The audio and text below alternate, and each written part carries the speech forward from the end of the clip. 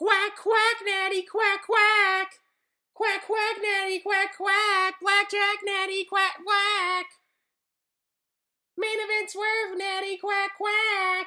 It's going to be like, that is going to be ringing in my head for the next, month or so. Oh my God, that segment was so painful. Oh, that match was so terrible. Hey, what's up, everybody? Blackjack here.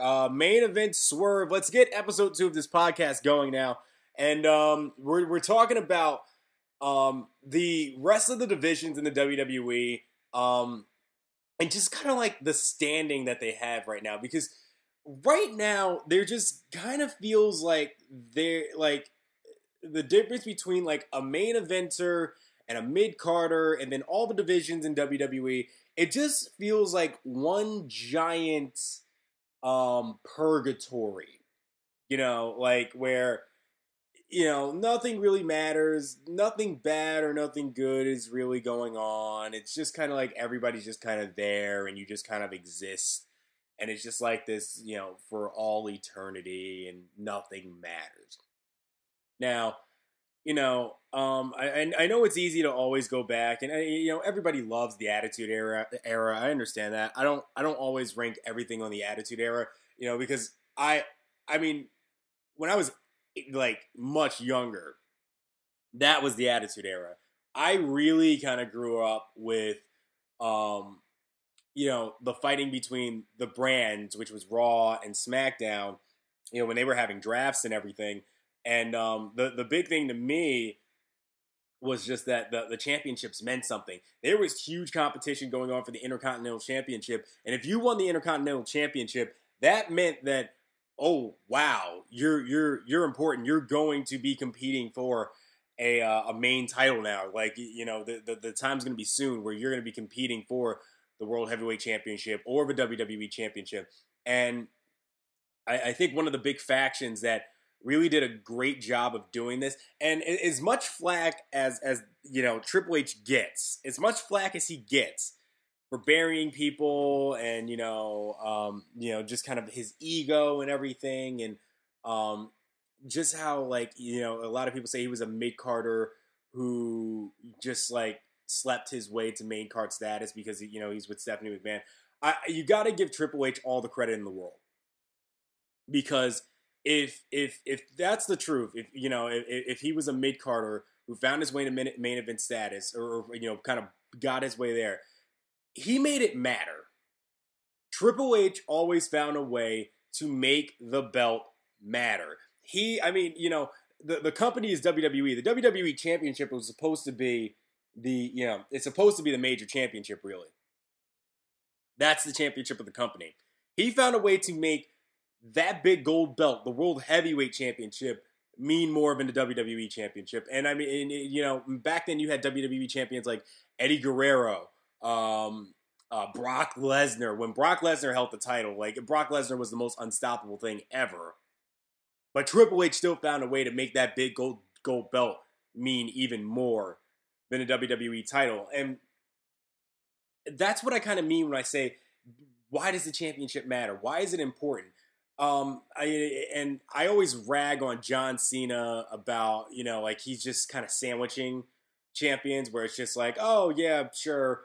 Hold this for a second, Edge. I'm just going to take it back from you in a month or so. And then I'm going to hold it for 300 days. I always get on him about that. And, when you look back at Triple H's reigns, they were like that too. But that's only if you're really looking at them on paper. Triple H's reigns with the championships was more about, he would always he would find a way to get the title back. But the bigger thing and the more important thing to me was that when he fought for the championships. If that championship was gone from him, he was coming at you with a sledgehammer. He was cerebral. He was just ruthless. He was an angry champion. And whenever he won, you knew that you knew what you had to go through in order to get that championship from him. You would have to tear that championship from him. That's the only way you're getting it.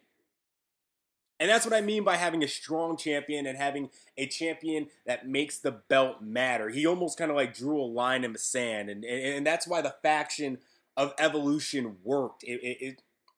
for the time that they were together, that faction worked and they were great. I mean, they were together for like what, about 2 or 3 years. Triple H was, your world heavyweight champion. You had, tag team champions, I believe was Ric Flair and Batista, or was it Ric Flair and Orton? I can't remember. And, Orton at one point had the Intercontinental Championship. And that faction, it pretty much set up what the divisions in WWE were. It's like, you want the Intercontinental Champion, you're going to have to go through Randy Orton. Randy Orton was, was an up-and-comer, but a very good top talent. And, Triple H, the best, at that time, considering himself the best in the game. He calls himself the game. He just, he had a faction, a faction of champions at his disposal to pretty much take you out. That, and just having that faction around him made that belt matter. It became the most important belt for a reason during that time. Now the World Heavyweight Championship it's not even close to having the same weight that it used to have when when Triple H was competing for it. And then what made it great was that because Triple H had it for so long, and Evolution was so strong. When Randy Orton finally split off and fought Triple H and won the belt from him, it made sense. And it was a way of saying he was once an Intercontinental Champion. He's, moving up to main event status. And once he beat Triple H for the belt, it made sense. It made Randy Orton look strong. He was granted, he didn't hold it for long. But it showed that Randy Orton, deserved that belt. And that belt always meant something for as long as Triple H held it.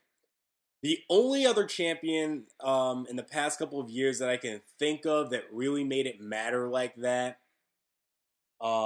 is, I'm trying to think. I can't really say Brock Lesnar, because to me, Brock Lesnar's reign wasn't really memorable. What was just memorable was just how ridiculously dominant he was. Just that he had this pure strength, and it was just like absolutely outrageous how this beast was just taking over. That's what I remember about Brock Lesnar. I don't remember much about his title reigns, even though I'm pretty sure he held it for a long period of time. If there's anybody who's WWE title reigns I remember, it's John Cena. John Cena's because he just never gives it up.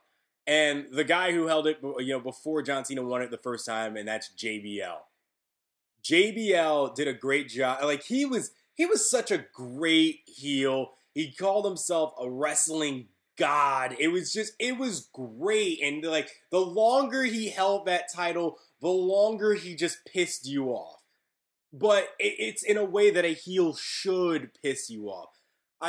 Del Rio does it at times, but because he's just, I don't know. I don't know what it is. I really can't figure it out with Del Rio. Because I can say recently, like, especially when he kicks somebody, his kicks are out of control. Kicks are great. But I don't see that same, like, the arrogance of JBL gets you mad, but you can just, like, you can appreciate it. Like, you just admire it. Like, you understand that you're watching great work. With Del Rio, the arrogance kind of feels undeserved in a way. Like, it just feels like he just got here to main card status, and you don't really know why. And I mean, now you have like Alberto Del Rio. Like, it's just like he loses to the weirdest people. Like, last night he lost to Christian. He's constantly getting put under by like the real main card guys, which are like Randy Orton, John Cena. If he goes up against anybody who's a WWE Championship contender, he's done. He will not win. And now that he's losing to Christian, I'm getting even more confused as to like, why is he world champion right now? Like, it doesn't make sense. JBL, yes, would use whatever tactic possible to win, but like, he would win. That's the big thing. Like, if you're going to be a heel who has to resort to those tactics, you have to win. You just have to. So let's go ahead and talk a little bit about now that I've kind of like introduced this and kind of talked a little bit about the past. Let's kind of move forward to the present and talk a little bit about the mid carders. Now that I'm on the topic of Del Rio, because I really don't know what to label Del Rio as.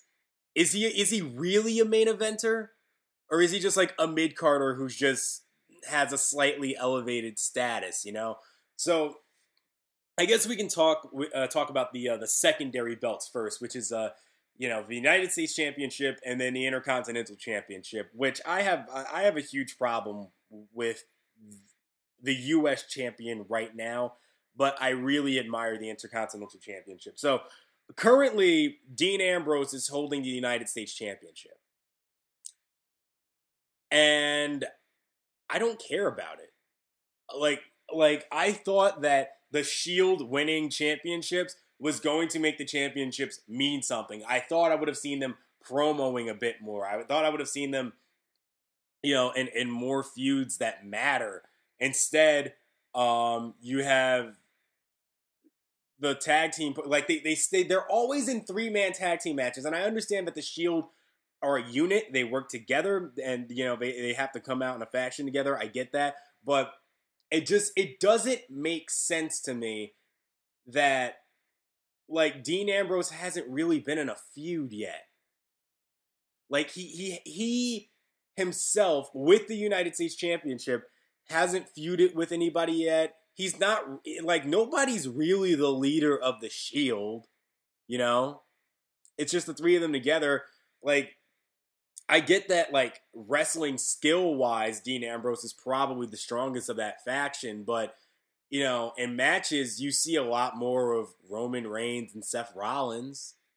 Like, who is, I can't even think off the top of my head, who is Dean Ambrose really feuded with since he took that belt off of Kofi, and, him and Kofi were the last, feud, and then the Shield combined feuded with Team Hell No and Randy Orton, and then, whoever they kind of interchanged with. It's kind of become, it's the Shield versus tag team plus one random person. Now it's the Usos, who we are now going to refer to as Eddie Guerrero and Chris Benoit. They don't exist. We're burying them. So now it's Eddie Guerrero and Chris Benoit with Mark Henry. That makes no sense. Like, why isn't Dean Ambrose feuding one-on-one with anybody? If he wants to bring the Shield out with them, that's fine. But, like, nobody, there's so many mid-carders you could choose from right now. So many of them. And it seems that all of those, and it just seems like, I mean, he hasn't had a match with Curtis Axel. I understand that they're heel and heel, so you don't want those together, I guess. But I would like to at least see, like, you've had World Heavyweight Champion and WWE Champion go up against each other. Why haven't we had U.S. Champion versus Intercontinental? Why has that not happened yet? Why have we not seen, Dean Ambrose going up against, well, I understand Kofi Kingston's out right now. Cody Rhodes is currently face, and I understand that, Cody Rhodes is, feuding with Sandow and whatever, and he's just going to get throwaway matches so that, he can look a little stronger. Having him going up against Dean Ambrose probably doesn't make sense right now. But, Dean Ambrose, there's nobody there for him. No one. So he has a belt, and I can't think off the top of my head anybody that he's fought, really. He's just constantly in 3-man tag team matches, or he'll interfere in the middle of a match and just, now it's a 3-man tag team match because he interviewed a 2-man tag. So to me, the U.S. Championship just holds no weight right now. 0 weight whatsoever. And I don't know whose fault this is. I don't know if this is on, I can't even blame Dean Ambrose. It's not his fault. I feel like this is all writing. They haven't written a feud for him, yet he has a belt. So what does the U.S. Championship mean? You might as well have just kept it on Cesaro or Kofi, because they were doing just as much with it. Absolutely nothing. Which then brings me to the Intercontinental Championship, which is a complete 180 from the U.S. Championship, because the Intercontinental Championship actually means something right now. I can make a case that Curtis Axel right now might be the most important champion in WWE right now. You can make if you really think about it, you can make a legitimate argument for that. Because right now, I mean, and I don't want to discredit Cena either, but we just, like, nobody really takes Cena seriously whenever he has the belt. Because we know what this means. It's Super Cena time. He's always the underdog in everything. It doesn't matter who he's going up against. But yet he always pulls out the win. Always does. He just never loses. Never loses cleanly. Never. Just can't. Just will not. So it becomes difficult to take, the championship seriously because well, Cena has it. I'm just waiting for somebody else to take it. Whereas with Curtis Axel, it's just so weird that he started out, the way that he started out was that he was winning matches in ways where somebody was getting counted out, or Triple H, Triple H has this concussion, somebody's getting counted out, he wins on a technicality, wins on DQ, and now all of a sudden, since he's won the title, which, before he won the title, we were just all like, okay, why? Why him? But now that he's won the title, he's kind of made the Intercontinental Championship mean something. He's feuded with Jericho. He's beaten The Miz. He has lost to Jericho too in his feuds, but he doesn't play the underdog. He doesn't. Not with Heyman there. He looks strong in matches. He looks good. He goes out, puts on great performances. Granted, he should never touch a microphone, like, ever. Paul Heyman is the only person that should be speaking for him at any time. But when he's in the ring, looks good, works good. He seems like Curtis Axel can be beaten, and we see that vulnerability there, but he wins even when he does lose in his championship matches, he looks very good, wins his matches, has very good feuds with people. He's currently, and now he's kind of tied with the whole Paul Heyman thing, so now he's getting, tied into CM Punk's mess. But him being involved in all that, it just makes, right now, it's just making him look like just the only champion that matters. Because he seems like he can be beaten, and he's winning his matches, and he looks strong. And I'm waiting for somebody to really just kind of step up and start like a very good feud with Curtis Axel. Jericho feud was good. His little thing with The Miz was good too. He's had multiple feuds where it could, well, with Jericho, it's not going anyway. Jericho could beat him, but why would he? So that Axel's going to win that feud. But with The Miz, even though I hate The Miz, I can't stand him. It seemed like a legitimate feud. The feuds just feel legitimate, even though Axel was winning it. So right now, he just feels like the only champion that's making the belt matter, while he's winning his matches, and just looks very good. Looks very good. And I think the only way that you fix this problem is if you just, give your main eventers, give your mid-carders time. They need time. It's the same thing with the Divas. Like, the Divas had 2 matches last night. Now, look, I'm all for Divas having 2 matches on one Raw. That's great.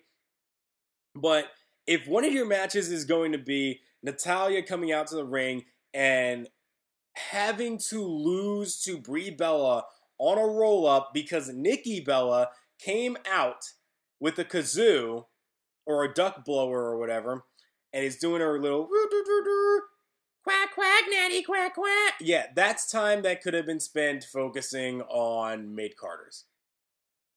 All right, now those are the kind of throwaway Divas matches we don't want. All right, I will not argue with you there. If you want to say that some of these Divas matches don't matter, there's your argument. That match had no business being on the card. None. Although I imagine this is now going to fuel some sort of stupid feud now, which is dumb, but it makes no sense. That's time that you can focus on mid-carders. That's time that you're taking away from guys like, like the AJ and Caitlyn match, keep on there. That's fine. Granted, it was an okay match. It was decent, but that Natty and Bella Twins match, no, that shouldn't have been there. That's time that could be there for the Real Americans, Jack Swagger and Antonio Cesaro.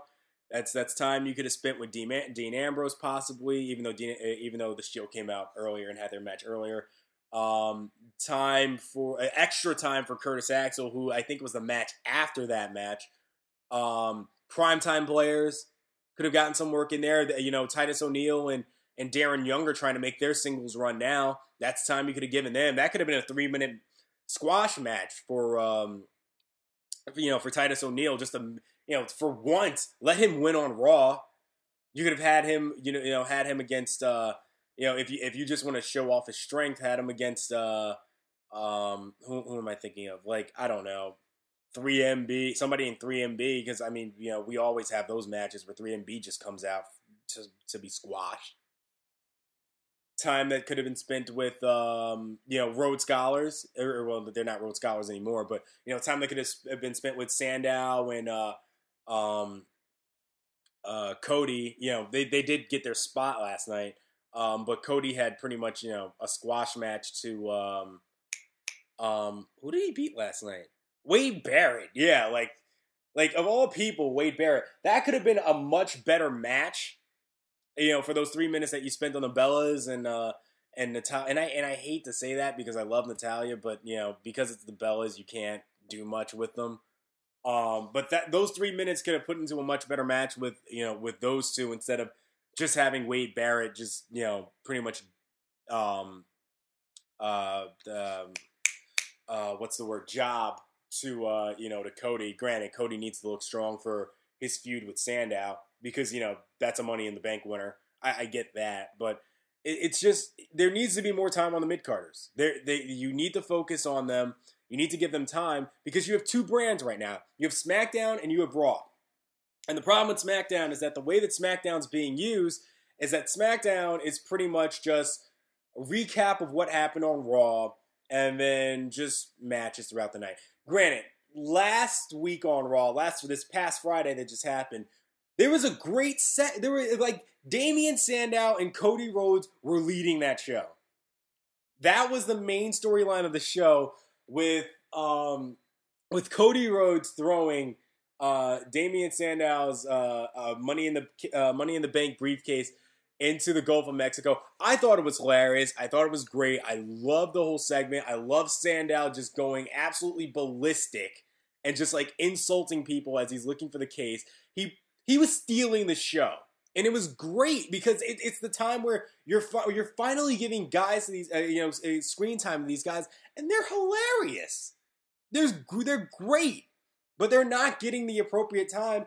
But before they've not been given the appropriate time, and I feel like SmackDown should be utilized a lot better. I'm not saying it should be a mid-carder show. You don't have to do that, but you have the World Heavyweight Champion and the WWE Champion performing every night on Raw. You never see the WWE Champion ever performing on SmackDown. I've never seen John Cena on SmackDown since I've returned to watching wrestling. CM Punk was on SmackDown recently, but before that, he left for 2 months, he was never on SmackDown. Never. You never see the real main event guys on SmackDown. Maybe Randy Orton, yes, when he's dealing with Team Hell No, or dealing with Daniel Bryan, yeah, that happens.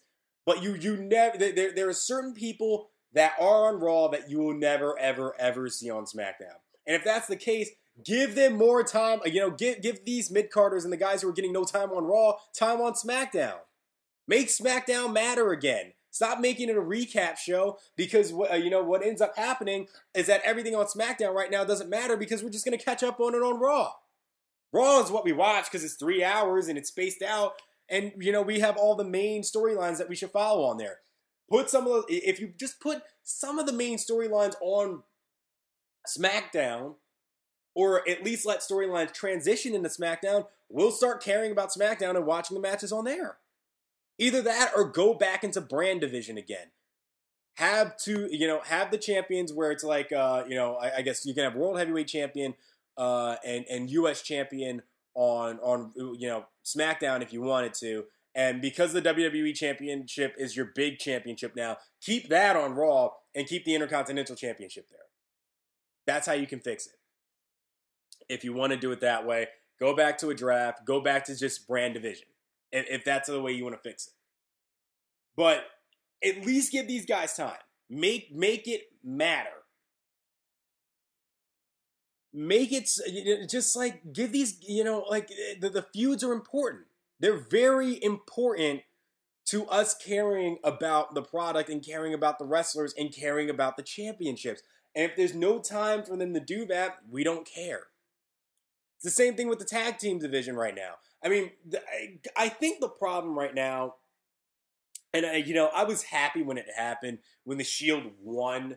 It was great. It was a great moment. I enjoyed it, but they're not doing anything. The Shield are like ever since they won the championship, they actually got weaker. They got weaker since winning the championship. Since they won the titles, all of a sudden, the Shield don't look as strong anymore. They had to triple powerbomb Mark Henry to be taken seriously again because Eddie Guerrero and Chris Benoit all of a sudden decided to be, they just came from the dead and decided, oh, hey, let's get the tag team titles and make a legit run at this. Let's really do this. It came out of nowhere. I was like, okay, you could have went with Tons of Funk or, you maybe turn primetime players face. They're funny enough that, if they were face, people would get behind them. Are you kidding me? Do you know, like face, a face, Titus O'Neil, the crowd would totally get behind the whole ooh ooh ooh thing. Like they would definitely get behind that. Definitely. And the Shield have nobody else to go against because the tag team division right now is so heel heavy. Who are your faces? Eddie Guerrero and Chris Benoit, Tons of Funk, and that's it. And we all know that Chris Benoit and Eddie Guerrero, if they really do win the title, we know what's going to happen there. They're just transitional. They're transitioned so that the Wyatts can take it from them. That's what's going to happen. I don't see it happening any other way. And then outside of that, like who are the other tag teams? Like are the Shield really gonna unless there's a way for the Shield to feud against the Wyatts? Like I just feel like there's not a lot of people in the tag team division to really there's nothing really being promoted there. The primetime players do get their time, but they're trying to go on a singles run. Unless you give the primetime players a legitimate tag team run and try to work them, maybe turn them face, then the tag team division becomes a little more interesting. Because primetime players is heel, like I said, it's just too heel heavy. They're who's the interesting face there? Like, I get it, Tons of Funk are fun, but do we really take Tensai and Brodus Clay seriously? And that's not to, make fun of them, or to say like, oh my God, they're the worst things ever. No. Tensai, he used to be Albert. He's paid his dues. Dude's like 45 now. He's paid his respect, but it's just that he's not really going to have a title run, and Tons of Funk, they're just fun guys. We enjoy them for what they are. We enjoy them for what they are, and they're not, going to be, taken serious faces. They're just not. And then, with Eddie Guerrero and, Chris Benoit, I just don't get that. I really just, I don't understand the push. I don't at all. And the more that I watch them, they just, they don't have anything about them that just works. Other than that, they are a face. What is special about them? The only move that they really do that's, I guess kind of interesting or makes them kind of fun is the Samoan drop. That's it. I don't know when Eddie Guerrero learned the Samoan drop, but whatever. But yeah, the Samoan drop, and then their stupid little chant or whatever that they do, but that's it. I just think primetime players are more interesting. Millions of dollars and millions of dollars and millions of dollars and millions of dollars. And then Titus O'Neil doing his little chant in the ring, and then whenever Titus O'Neil comes out with the whistle, I lose it. I just lose it whenever that happens. It's great. They could be face. They could be face. And why aren't they? And why aren't they the ones teaming with Mark Henry? You always see them together. Mark Henry and Primetime Players, they're always together. So why aren't they the ones feuding with the Shield right now? Why are we putting Mark Henry with Eddie Guerrero and Chris Benoit? Makes no sense.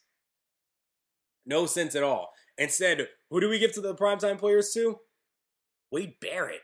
Just what is WWE's obsession with just like putting a tag team with one random person just so they can go with the Shield, just so they can go against the Shield? Or like I don't understand that at all. It really makes no sense. But I think the big thing that right now the tag team division needs is that they need 3 to 4 legitimate tag teams that like we can take seriously. And I think that if you're going to do the brand thing, you allow tag team like if you're going to have SmackDown versus Raw, you allow tag team champions or any tag team to go between the shows. So if you're a tag team, it doesn't matter if you're on Raw or SmackDown, you're going to get your time there. Because I think having 2 tag team belts is ridiculous. That can't happen anymore. I like it when it's just one. Make that one matter, because then it's like, oh well, who's the real tag team? Well, I don't know anymore. But yeah, I just think that right now they need 4 solid tag teams. And tag teams that are interesting and that are vibrant. Look, if you want to keep, I don't mind Tons of Funk being there. Tons of Funk are all right. I can take them. I mean, their level of fun. I can have fun with it. I won't take it like really seriously, but at least it'll be fun to watch. I think that Primetime Players are great to watch. Titus O'Neil and Darren Young are trying to be up-and-comers. I think it would be nice to see them at least get one title run so that, they can at least be champions. They have something to put on their resume, something that makes them look strong, And they would be absolute gold as champions if they got the time. If any team deserves a push, I think it's Primetime Players. They deserve it, at least once. I think they should get a face turn.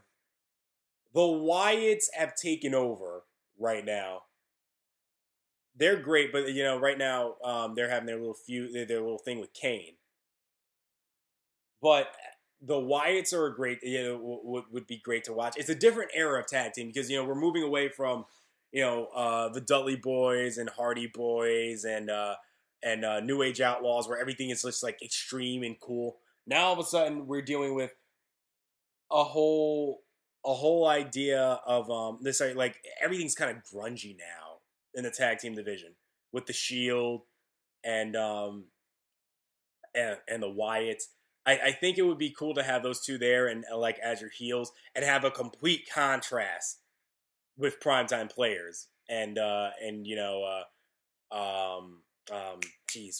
are they called? Tons of Funk. I think that would be fun. If you want to keep Chris Benoit and Eddie Guerrero together, fine. I'm all for it. Whatever. Anything to promote the division, but can we please just stop with this push of Eddie Guerrero and Chris Benoit? It's driving me nuts. And I guess we can wrap this all up with the main eventers.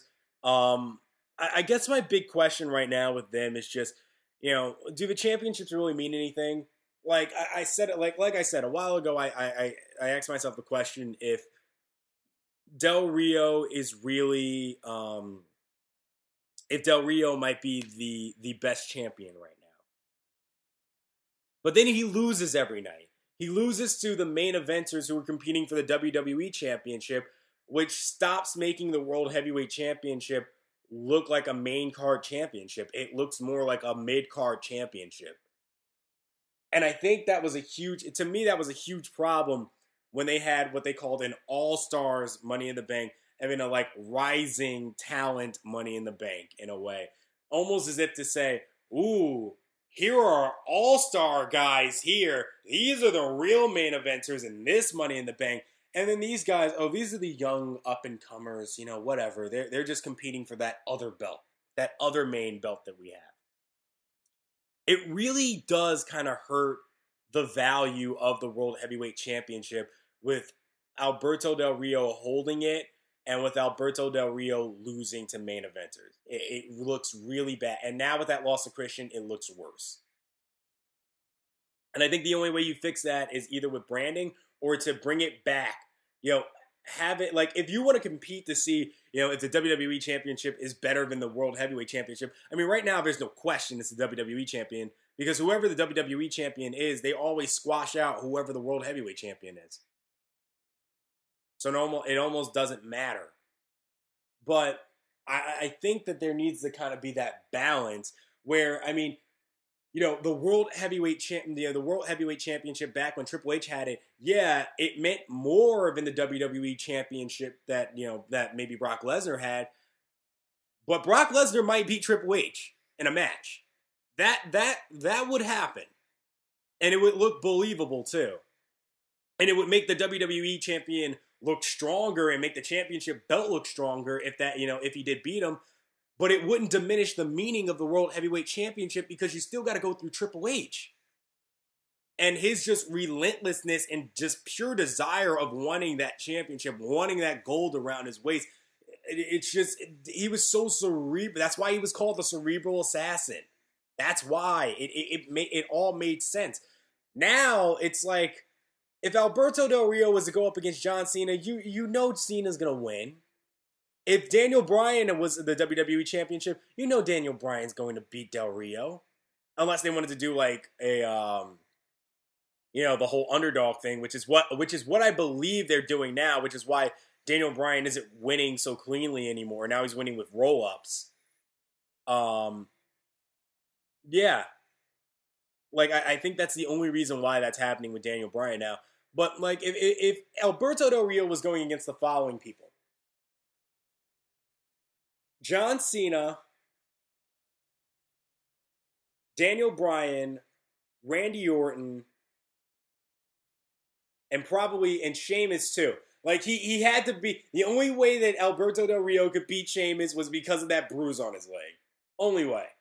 But if he went up against any of those four, and they were WWE Champion, even if they weren't WWE Champion, there's a good chance that all four of them are going to beat them. All four of them are going to beat Del Rio. And that's really bad because none of those four are even thinking about competing for the World Heavyweight Championship. None of them. They want the WWE Championship. So it's a bad look when it's just a really bad look when it's just like, oh, we don't care about the World Heavyweight Championship because that's one of your main belts. That's a primary belt. It's supposed to be a big deal, but instead you're just kind of reserving it as this, young up-and-comer belt. Like it's an X Division title or something like that. That's terrible. Unless you're going to unify the belt, make one champion so that it looks less stupid, there's no point in having the World Heavyweight Championship right now. There isn't. To me, the Intercontinental Championship means more than World Heavyweight Championship. If you disagree with me, please, in the comments section, let me know. But to me right now, it means more. It does. I think I think Curtis Axel would probably beat Alberto Del Rio in a match right now. It would probably be written that way. Unless they wanted to just say like, oh no, we want to keep it separate between Intercontinental, what a mid card title is and what a primary title is, because Alberto Del Rio he just looks weak right now. He really does. He looks really, really weak. He doesn't even look like a strong heel like JBL used to be. He just looks like he just, to him, he has the look of somebody who looks like he just he deserves to have the title just because he's Alberto Del Rio, and that's it. So I feel like you need to figure out who your main eventers are and figure out if you're going to do this 2 championships thing. Because if you're going to have two major championships, you need to make both of them matter. Because I think that, and call this crazy, but I think that if you unify the titles and you make one champion and you make all the main carders go for that championship now you can make the Intercontinental Championship and the U.S. Championship mean more. Because then there may be guys who are in that, because there are guys that right now that I think are in that World Heavyweight Championship outlook. Guys like Dolph Ziggler, guys like Curtis, no, he's the Intercontinental Champion. I'm not counting him. Damian Sandow, Cody Rhodes, Dean Ambrose, Antonio Cesaro, Jack Swagger, and some of those guys are able to wrestle with main carders like Antonio Cesaro, who had a wonderful match with Daniel Bryan. That match was excellent. He could be a main carder, but because he's never held like the World Heavyweight Championship or anything like that before, I think right now, if he were to compete or go against Curtis Axel and feud with him and to win the Intercontinental Championship, granted, he had the U.S. Championship, but like he just held it for a long time. Did anybody really care that he had the belt on him? From what I've heard, people said that thing was just a curse on him. Weiser would always talk about how that belt, all it was just holding him back. I feel like if he won the Intercontinental Championship in a WWE where the two major championships are finally unified and you just have one WWE champion, it would give Curtis Axel or whoever's holding that belt, that Intercontinental belt, a much better chance of looking stronger, and it makes guys who aren't quite ready to get to like that main, I don't want to say main card, but guys who aren't really ready to compete for the WWE Championship, give them a chance to go for a belt and make that belt matter now. And if you want to do a Money in the Bank for the Intercontinental Championship, I say do it. Because then it makes more sense that, you have, because then it's not like, oh, well, this is just like the belt that doesn't matter. That belt matters a lot more now. The Intercontinental Championship means more because this means that this is the best.